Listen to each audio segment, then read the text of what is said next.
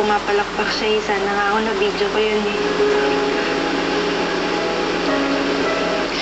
Huwag ka mag-alala. Madami pang pagkakataon yan. Hintayin mo pag una siyang lumakad, una siyang tumayo, una siyang magsalita, una siyang sumayaw. Sigurado magiging magaling sumayaw yan, na nasa tatay. Mapapagod ka sa kakahapol para lang hindi siya madapa. Excited na nga po ako eh. Excited na medyo kinakabahan. Kasi paano po kung mamaya malingat ako, hindi ko mabantayan. Tapos paano po pag iba na yun, pag malaki na siya. Mamaya hindi ko na kayang disiplinahin. Pagkakamali ko na naman yun.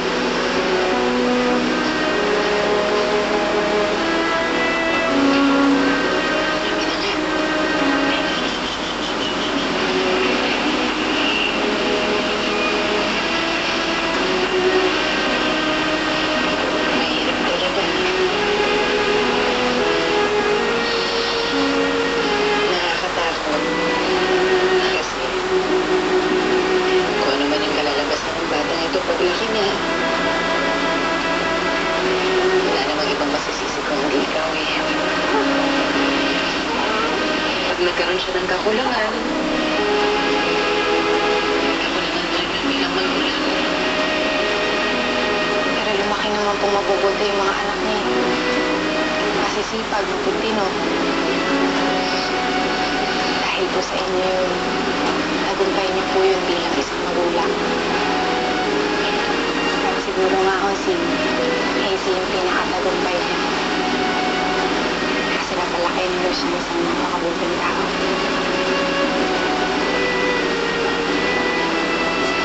Isang taong alam ko hindi yung nararapat para sa akin.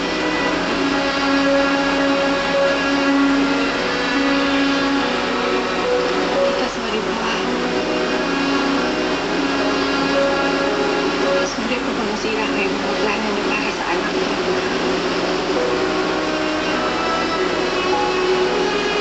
Hindi ko naman ang sinasadya na mahalin siya eh. Kasi hindi ko lalo sinasadya na mahalin niya ako. Alam ko naman po eh na hindi ako yung babae gusto niya sa kanya.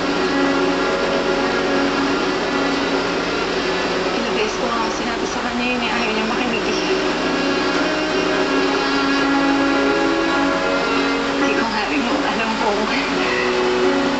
ano yung nakita ko sa kanya. Kasi kahit mo ako sa sarili ko, hindi ko rin makita.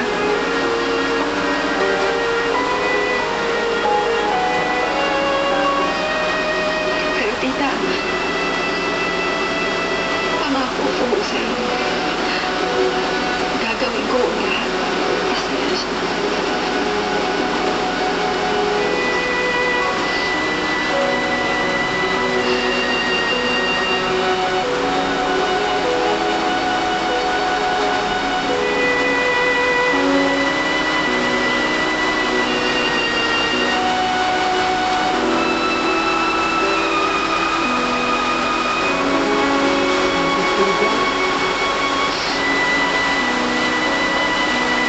Dumaan ng oras, hindi ko namalayan, magdadalawang taon na agad sa Katulia.